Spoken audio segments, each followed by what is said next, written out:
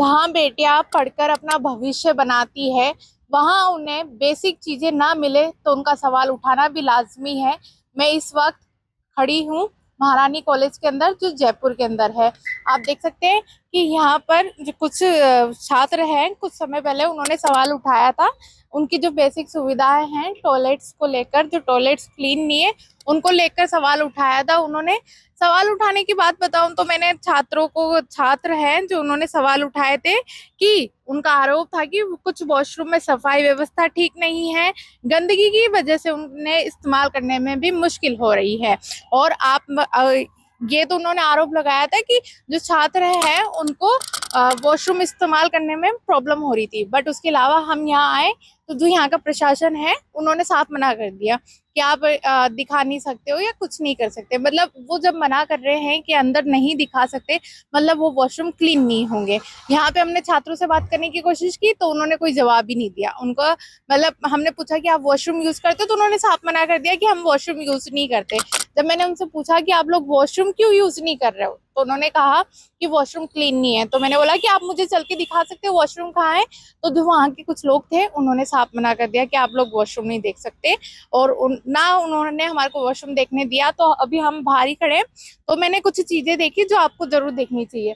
यहाँ से मैं आपको बताऊं कि मटके रखना अच्छी बात है कि जो बच्चे हैं या कोई और भी आता है सब पानी पिए, अच्छी बात है। बट आप उसके अलावा देखिए कि उसके जस्ट पास में टंकी है, पानी की है, लेकिन उसके अंदर पानी नहीं आ रहा।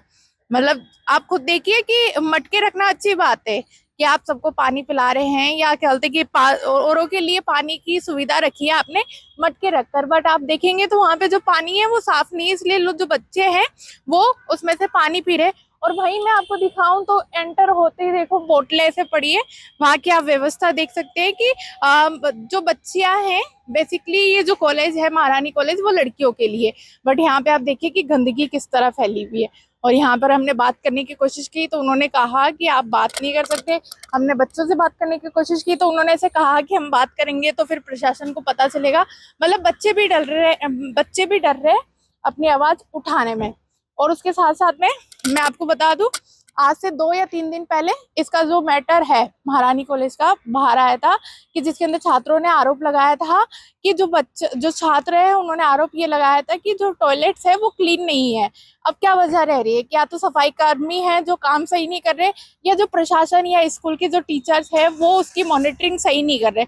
उस वजह से इनको बहुत ज्यादा प्रॉब्लम हो रही है। और कुछ बच्चों से बात करने के बाद में वो बोलते हैं कि हम वॉशरूम यूज नहीं करते, लेकिन हम इसके बारे में बोल भी नहीं सकते क्योंकि अगर हम बोलते हैं तो फिर हमारे लिए प्रॉब्लम है। तो अब आप खुद देखिए कि जयपुर के अंदर महारानी कॉलेज जो बेसिकली लड़कियों के लिए है, वहां पे जो बेसिक सुविधाएं हैं, जो आम सुविधा सबके लिए होती है, वॉशरूम, सैनिटरी पैड और इसके अलावा डिस्पोजल, वही चीजें उनको प्रोवाइड नहीं कर नहीं पा रही है प्रशासन हो या स्कूल के कॉलेज के जो भी लोग हैं।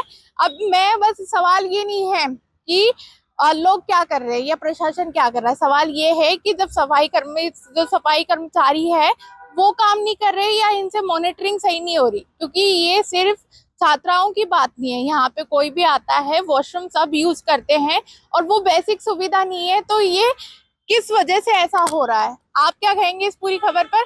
अपनी राय कमेंट में जरूर दीजिए। और आप खुद सोचने वाली बात है कि आप इस पे क्या सोचते हैं, ये तो आप बताएंगे, लेकिन आप खुद सोचिए कि यहाँ पे जो प्रशासन है वो कर क्या रहा है। ऐसी तमाम खबरों के लिए आप जुड़े रहिए हमारे साथ। मैं कैमरामैन शिशुपाल के साथ कशिश द खटक, जयपुर से।